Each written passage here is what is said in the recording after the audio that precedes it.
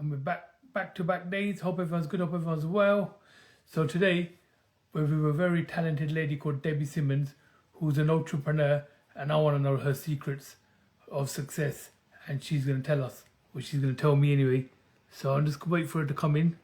In the meantime, I'm just going to invite some more people. Hey, we got there at the end. How are you? Okay. Yeah, I'm good. So what happened with your phone?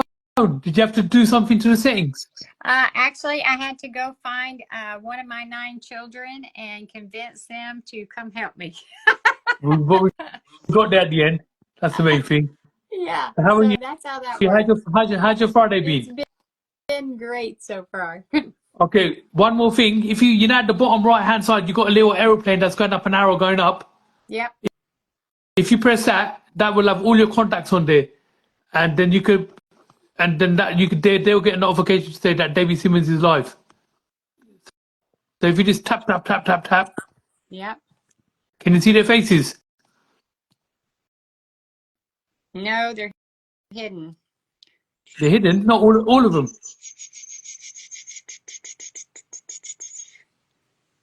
Okay, I did what I could. Okay, so that's fine. See. Okay. So they'll get notification to say that Debbie Simmons is live. Okay, good. Okay. Okay, so let's get started, Debbie. Tell me about yourself. Well, In a short space. Okay, well, I am a CEO of a large nonprofit that impacts lots of families, thousands of them every year. So I'm blessed to do that. I am a mom of 9 adopted children, and I have I like to tell people my life is like a roller coaster. You buckle up, there's some highs and there's some lows. But those are the things I get to do all the time right now is CEO, mom, and grandma. So that's what I get to do. Amazing. How do you balance all that together in your busy life? Because obviously you do talks, you do lives like this, you do like conferences, and then plus you're a CEO as well. How do you balance all this together? First of all, I pray about it. And then I ask God, what I should be doing and try and manage that schedule. But, it's important. It's important for me to figure out like how to do balance. And so probably the hardest thing is, factoring in there spiritual care and soul care and self-care. Those are things that, I have to work real hard to prioritize. But 100%. because I love to do all those other things. Those are fun. And so you can't forget that stuff. So that's a big part. So you got 9 kids, and how many grandchildren have you got? I just got a new one about a week and a half ago, so 15. Congratulations, yeah. 15. Yeah, you're busy, because I know my mom's busy and she's got 2 grandkids, so that's busy enough. Well, I don't get to see all mine all the time, but when I get to see, I love to play. Yeah. So I can imagine. So what do you do like work-wise? I know you're an author, you're a speaker. Tell us more. Okay. So, from that standpoint, I get to, I'm working on a couple of other parts in different books with collaborations that I'm doing. And then I have my book that's out there. So that has been opening a lot of doors for conversations about legacy and making a difference.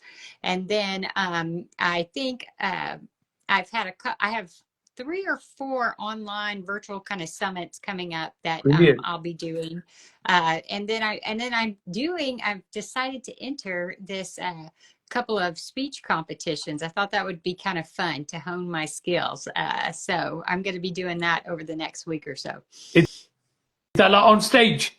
Yeah, that one ultimately will be live on stage. It'll start virtual, but yeah, it will eventually be a live one if I make it far enough. So let's pray that I do. I'm sure you will. So obviously, God plays a massive part in your life. I can see from the way you are. I can see from the video you sent me. I can see from your previous videos. The reading up I've been doing about you. How long have you been a spiritual person? And is it from the family, or is it yourself?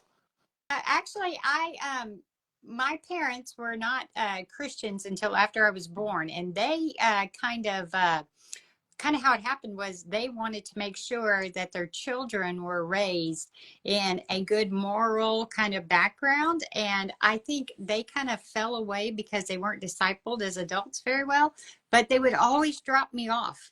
And so I loved it. And I always wanted to go and do children's choir and do all this stuff. And it was through a vacation Bible school one summer where I just realized, oh my gosh, Jesus loves me. And Right. he wants to be my forever friend. And I want that. And so I made that decision as a little girl, and have been committed to that. You know, when I got in college, I struggled with, you know, is that really real? And kind of, you know, solidifying it and making my own. And ever since then, it's just been put a stake in the ground, and this is the way I'm going to go. And no matter how difficult or how good life has gotten, I still just hadn't figured out any way to do it without him. So I'm in. Brilliant. I'm like, Fantastic. I'm in. I can't do it any other way. See, I'm a strong believer in my faith as well. So I think everyone should have faith, a faith or something that they believe in spiritually. Mm-hmm. And obviously everyone's got different points of views, but then I believe that there's only one God. Mm-hmm. And then, so that's the way I've been brought up anyway.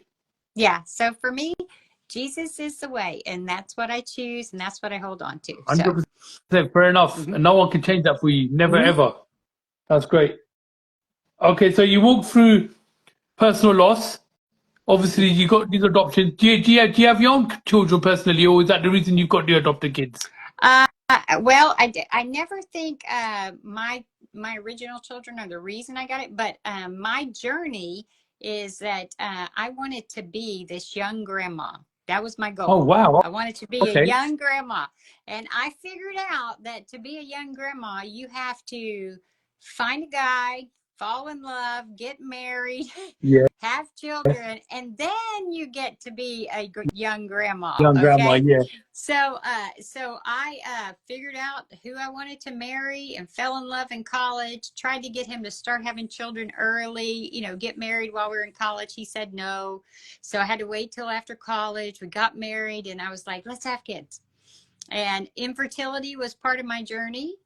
And through some fertility medicine, I actually ended up pregnant with quads. And Wow. so I was pregnant with 4.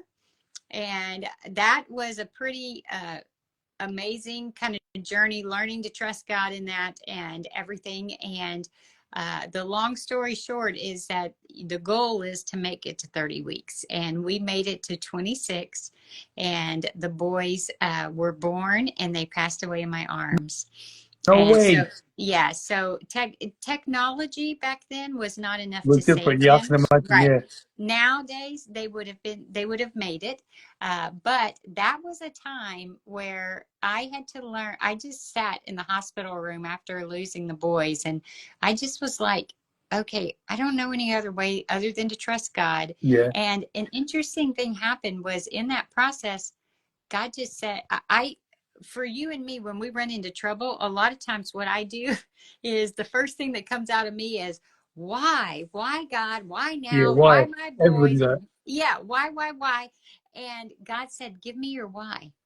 And I was like, why should I give you my why? I like my whys. No. And he's like, give me the why. And I'm like, okay. And so I trusted him with my why. And you know what I realized? I realized that no matter if God would have given me an answer to why, or anybody else would have tried to give me an answer, it would never have satisfied. It wouldn't have taken away the pain. It wouldn't have taken away the loss, wouldn't bring my boys back. And when I get to heaven, why won't matter. There's no pain, no sorrow. My boys are there. Jesus is there. And he's like, give me the why. So I gave him the why. And then I'm like, what am I supposed to do now? Like, how do I get through this? I don't know how to get through this. It's too hard. And he said, ask me the question, how do I survive? And so that's the question I started asking. And it came down to something very simple, to just breathe and to do the next best step, right? And so I just, in trust and obedience, figured out what the next best step was for me, and I did it. And God met me, and then I did it again, and God met me, and then I did it again. And that's the way I walk through healing. And as I did that, and I became whole, what happened was I changed the question. And the question becomes, how do I thrive? Because I didn't want to be a person who was stuck 30 years later. I wanted to live. I wanted to experience life. I knew I had a lot of life left in me, right? And so I began to ask, how do I thrive? And that took us on the journey of adoption. So it wasn't to replace my boys, but it was a way to live again, was there was another option. And so adoption came out of that. Starting the ministry that I'm the CEO of, that came out of that. Writing the book, The Heart of Legacy, all of that comes out of that deep loss, and learning to trust God in the process. So that's kind of my roller coaster. Amazing. Okay, so how did the position of CEO come up at the ministry? Well, if you build the ministry from scratch and you started and you're the founder, So that's you it. just keep working your way up. You're always there. So that's how it started. Was I started the ministry. So And do you still run it to this day? yeah, it's 15 years old. We impact thousands of people. I have a great staff that work alongside and do all the hands-on ministry. But I get to be the visionary and the leader, to keep us all moving in the right direction. That's the job God's given me. Fantastic. And does everybody pull their weight in it, like all the adopted kids and everything? Everyone. Well, over the years, my children are now a little older. So, but as they were growing up, everybody in the family, before you do a big jump like that, God said, do this. And we're like, okay, we want to be obedient. God tells us, count the cost. And we did as a family, like it's going to cost time. It's going to cost money. It's going to cost energy. The family's going to have to do it all. And they all were very willing and have been big supporters of it in different ways throughout their lifetimes. And that's been a real blessing. My husband's extremely supportive in what we do. And you just can't do it alone. And you can't do it without good staffers too. So my staff is wonderful. They're very committed.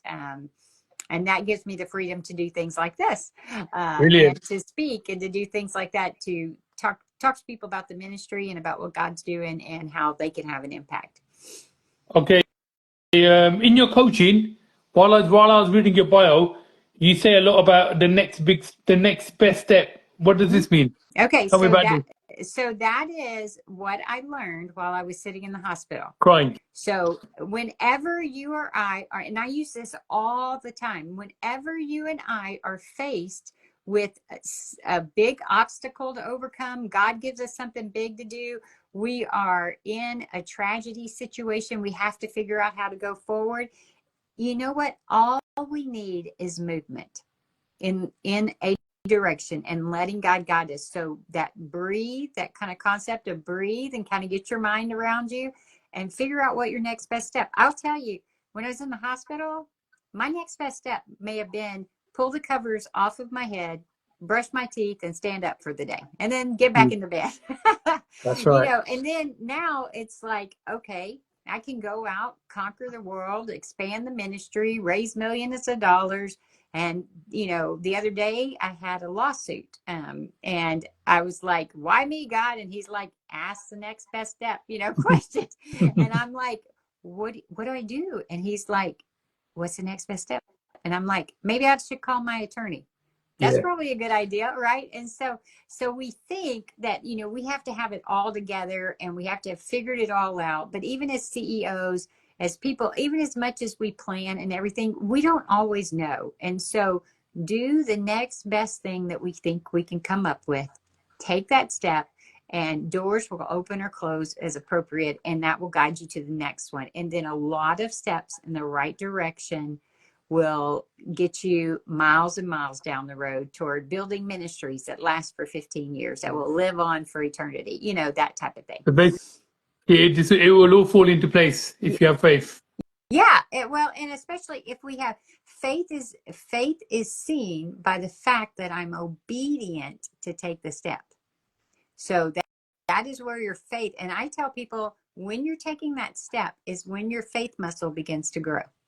And the more it grows, the stronger it gets, and the bigger things you can accomplish. 100%. Okay, tell us about the best strategy and how does it help people? Sure. So your best strategy wraps in this concept of the next best step. And the B is for you to breathe. So if we're not breathing, we're not living. So we can't make any difference. So we got to breathe first.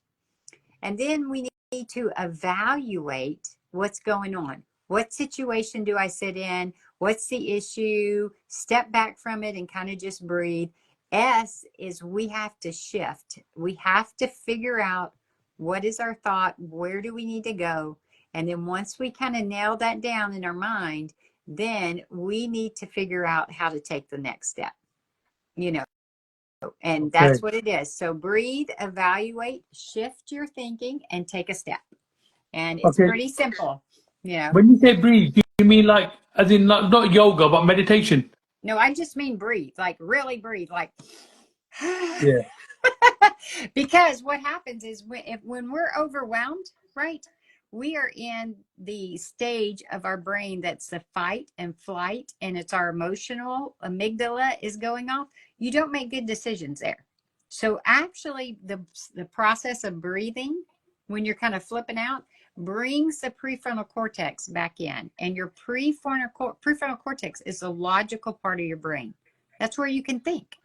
So that is the purpose of breathing, is just learning to slow down and breathe so our prefrontal cortex can engage, and now we can make good decisions. Get some oxygen in the brain. Yes. That's it. Okay. So you talk about getting unstuck. What does that mean to you personally? Sure. So for me, when I think about like losing the boys, something difficult that happened, I am overwhelmed and I am stuck at that point, right? I don't know my way out. And I have to make a choice that I still want to live, that I want to move forward, that I want to accomplish this next big objective, whatever it is for us. So if we are facing anything, we have to choose to be courageous and take that next best step. So that stuck piece of it is, do you want to get unstuck? Because there's bigger things for you to accomplish. And I could have chosen to stay where I was. And you know what? I'd probably be miserable today. Yeah. I probably Have you ever had like a normal 9-to-5 job? a normal night. I used to be an engineer. So Really? yeah. So I'm a mechanical engineer. I did that for years. So Is that what you studied? yeah. Mm-hmm. And how long did you do that for? I worked for Exxon for about 7 years. Wow. Mm-hmm. Good stuff. Yeah. And then after that, that's when you started the ministry and everything. No, my journey's not that straight. It has many curves in it.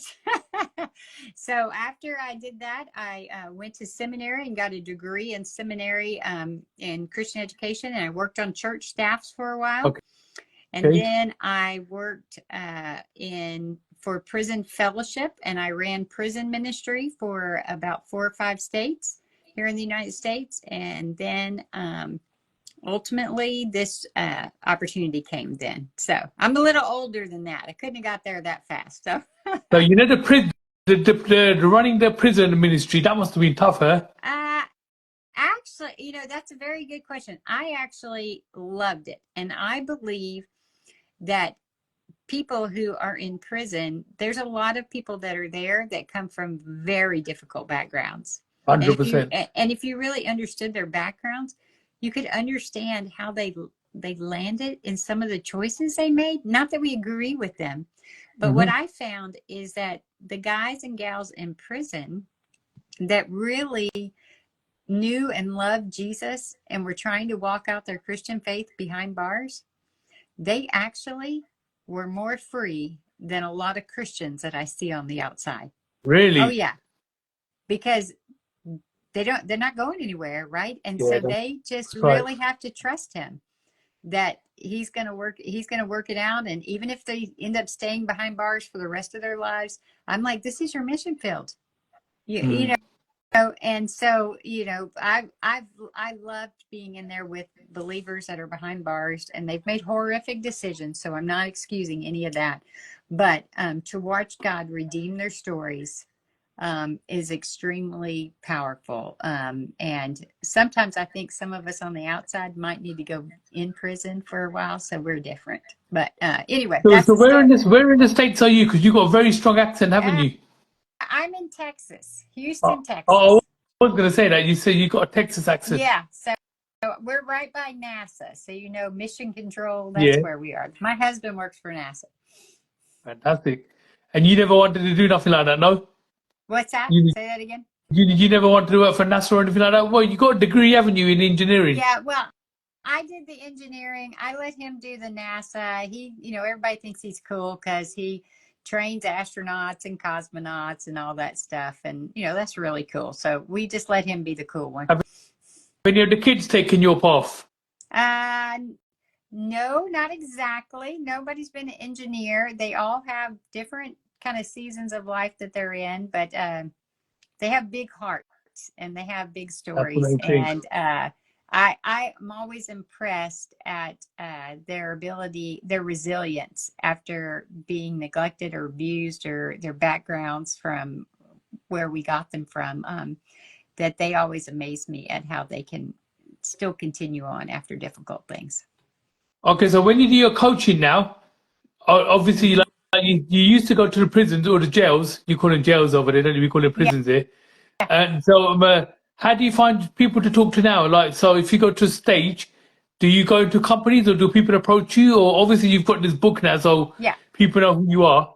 Yeah. So a lot of coaching that I've done over the years has been in relationships with people that are kind of close in my circles, right? And then obviously I coach a ton with staff and different volunteers and stuff like that work in the ministry. And so the ones that I have done on a more deeper level to talk about business development and things like that, these are relationships that come either in my circles or people have heard me talk about from a business perspective, some of the things that we've done, and they go, oh, I need that, or I'm a little bit further ahead. So a lot of nonprofit leaders I work with that are just not quite as far along as I have. So I'm just ahead of them. That's all Yeah. real coaching is. It's just being a little ahead of someone. And so it's just like, hey, let me reach back. Let me bring you along. And sometimes I catapult you right past me and you go like wild, crazy success. And then other times we journey together for a while. So it's mainly word of mouth. Yeah, so mostly word of mouth is how it happens. It really is. Because you have to connect, whoever's going to coach you, you have to be willing to lean in and learn from. And so it is a very relational thing. And, the coach also learns, right? Because we're journeying Of together. course, yeah. And so the coach needs to be coachable too, and learn new things as we walk through it. And then how did the writing books come into it, being an author? So how did I start writing the books? That's right. Yeah, well, that's an interesting thing because I knew that God wanted me to write it, and it was like 6 or 7 years ago. And I was like, you've got to be kidding me, God. I don't like grammar. I don't like to write. And I'm like, and he was like, write it. So I put it all on paper and I closed the computer and I put it away 6 or 7 years ago. And I said, done. I've been obedient. Let me put it away. And about a year and a half ago, he said, get it out. It's time. And I was like, okay. So I got it out, updated it, refreshed it, and it turned into this beautiful book that really captures the heart of who I am and what I want to be about. And so it was like, let me take my book, put it out there, and it's like putting my soul out there. It's putting my story out there, Fair and then enough. and then letting people know how they can be legacy makers even now while So, they're living before is they it have to. one book you've written or is it two? The second book that I have is The Perfectly Imperfect Family. That's a collaboration where I do one chapter, but that's a parenting book that says, hey, when you're having trouble, go look something up in this book and get some ideas from these wise people who have learned the hard way. So that one Fantastic. just recently came out. Yeah. Okay, so what's next for you? The next big things are, I know that I have at least 2 more book collaborations coming out. So they'll be probably over the next 4 months, we'll see 2 more books come out. And then we also have, I think I have 2 virtual events coming up. So that you can see those on my website. They'll be published out there. And then I got that speech competition I got to figure out how to do. So that's my next one. So what did you do in the speech competition? well, it is just a local competition for a global summit that happens in October, and they just are letting 2 people on the stage. And so you just get to practice 2-minute speeches, 10-minute speeches, and you just go through this elimination process. So it's like the NCAA basketball tournament. Really? So putting it in a nice way. Okay, well, how we do for time?